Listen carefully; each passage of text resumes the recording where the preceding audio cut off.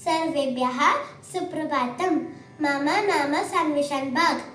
अहं द्वितीयकक्षे पठामि। श्लोकवर्गस्य विद्यार्थिनी। अस्माकं गुरुः श्रीमती सविता जोशी।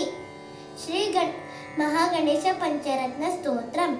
मुदाकरात्तमोदकं सदा विमुक्तिसाधकं कलाधरावतंसकं विलासिलोकरक्षकम् अनायकैकनायकं विनाशिते वदैत्यकं नताशुभाशुनाशकं नमामि तं विनायकम्। न तेतरातिभीकरं नवोदितार्कभास्वरं न मत्सुरारिनिर्जरं न तादिकापदुद्धरं सुरेश्वरं निधीश्वरं गजेश्वरं गणेश्वरं महेश्वरं तमाश्रये परात्परं निरन्तरम्।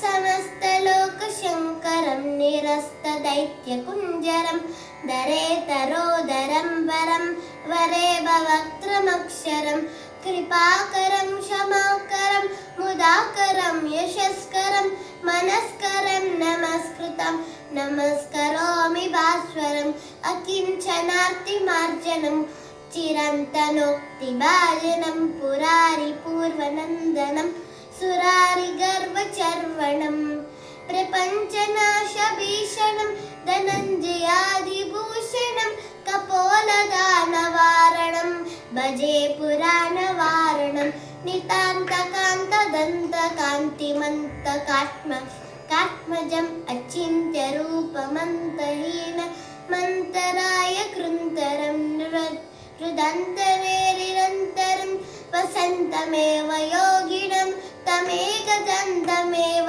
तं विचिन्तयामि सन्ततं।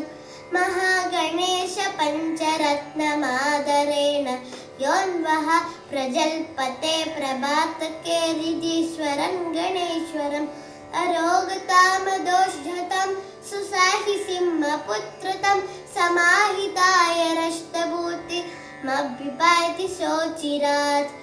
इति श्री महागणेशपञ्चरत्नस्तोत्रं सम्पूर्णं। धन्यवादः।